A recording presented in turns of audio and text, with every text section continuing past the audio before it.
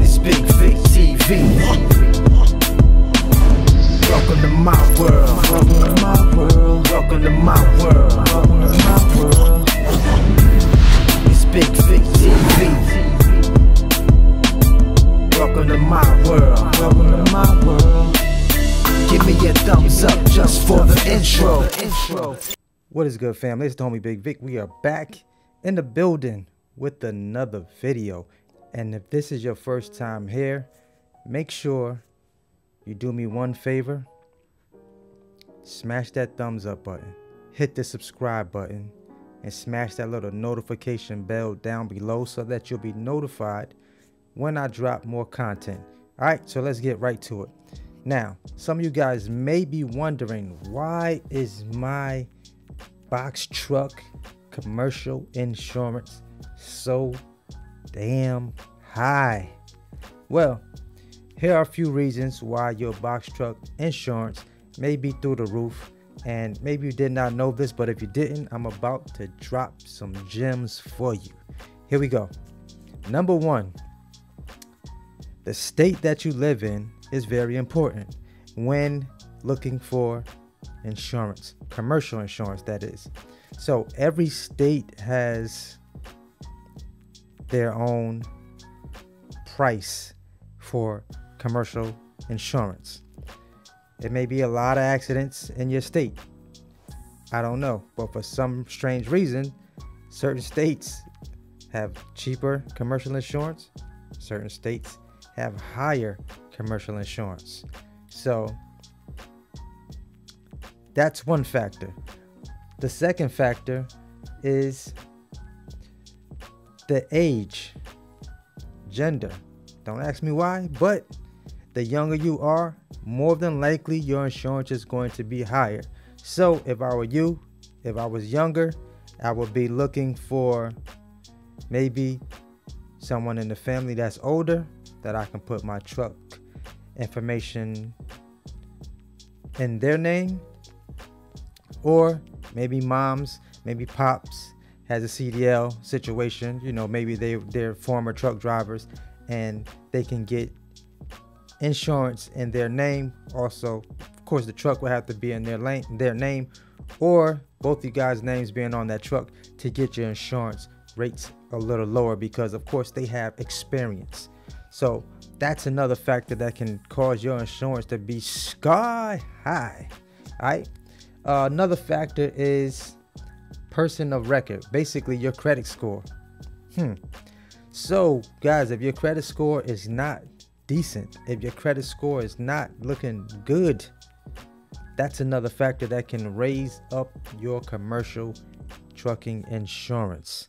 Get your credit in place, get your credit looking good first before you go applying for either a truck or commercial insurance, because they're going to look at all those factors. Of course, that's the first thing. It's one of the first things that they ask you.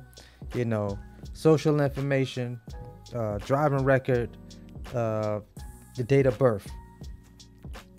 Those are some of the factors, because if you're a crazy driver and you don't drive good, your insurance is going to be through the roof. I'm just letting you know that up front right now. So insurance is something that really stops a lot of people from getting in trucking, you know, getting in the box truck game. You know, insurance is expensive. I don't care what state you live in. To me, that commercial insurance is high. Definitely when you look at a regular motor vehicle versus a commercial vehicle, insurance is ridiculous. Garaging location, that's another factor. So if you plan on like if you do have your own home and you plan on parking that truck at your property, that could save you some insurance. So if you plan on parking your truck at a truck yard, that could increase your insurance, because you're basically your truck, your eyeballs are not on your truck at all times when it's not moving. So that could definitely be a factor that increases your insurance rate. Like, these are just some of the things that you wouldn't think of, that the reasons that insurance companies figure out more ways to make more money off of your insurance, off of what you don't have. So that's another factor that can increase your rate. Another factor is the radius of operations. So if you plan on staying local, that could lower your insurance rate. But if you plan on going over the road over 500 miles, that's like their magic question they like to ask you. How many miles do you plan on driving that commercial truck? I'm like, definitely over 500 miles. You know, I don't want to be restricted. So they take that into account when it comes to setting a rate for your insurance. Another factor is business experience, CDL experience, proof of prior experience. So if you do have some experience, a situation like that can definitely lower your insurance. Having a CDL can also lower your insurance. But here's the thing, you can have a CDL but have a new business, which basically the CDL really won't mean a lot because you have a new startup. So that new startup is the first ding that Progressive likes to see, because once they see that, that number is going to go up. You know, insurance rate is going to increase because they're taking a risk with a new business. You may have a little, you know, some driving experience, but it's not going to be super cheap. So that's another factor that they look at when it comes to giving you an insurance quote. Now, that year of the vehicle is very important. So if you're renting a truck, I would probably recommend that you not give them the VIN number on the 2020 vehicle when first getting your insurance rate. Now, if you want to get it cheaper, see if you can get a truck VIN number that's a later model truck. Then if you get a newer truck, then have them switch that out. That way you don't have to kick out so much up front. You'll already be making money when you switch out, you know, for the newer truck, and then they can prorate that for you. So that's another little workaround that you guys can do. Another one is the size of your fleet. How many trucks will you have? Once again, a new venture. If you try to come in the game with 3 or 4 trucks, Progressive is going to knock you straight across the head, like quick, fast, with a big number, because once again, if you're a new venture, they take advantage of that, and your premium is going to be high on 3 trucks coming into the game. So start with that one, see if they give you a decent rate, then gradually add vehicles to your fleet as you start, you know, getting more experience in the business. And of course, the longer you're in business, they'll start lowering your insurance rates. But in the beginning, guys, if you come in the game with 2, 3, well, not 2, but I'm gonna just say 3 to 4 trucks early, like in the first year, yeah, you'll probably be making the money or making some money, but a good chunk of that is going to be going to insurance premiums. All right. So another factor that can increase your insurance rate is the limits of liability. So how much coverage that you have. So like I said, my first truck was a 2006. So the insurance wasn't like super expensive, but when I introduced the 2017 to my fleet, that's when the number got a little more ridiculous for me, especially the upfront amount that I had to put down.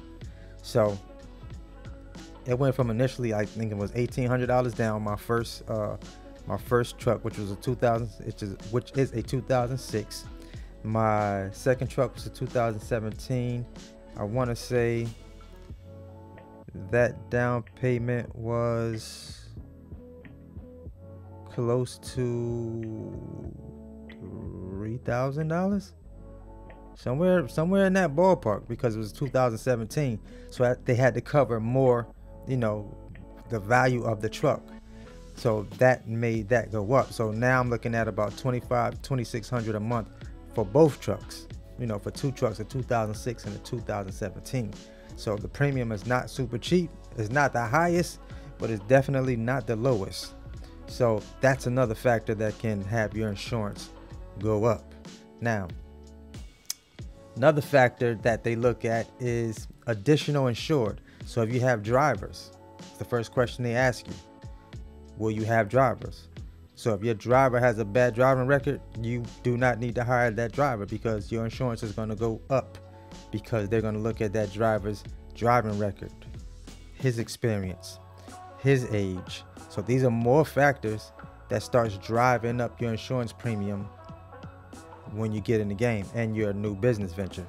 So that's something else to look at when purchasing your truck insurance.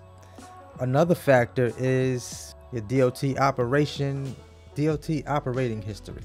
So if you have history operating, under your authority, that will help your insurance out a bit.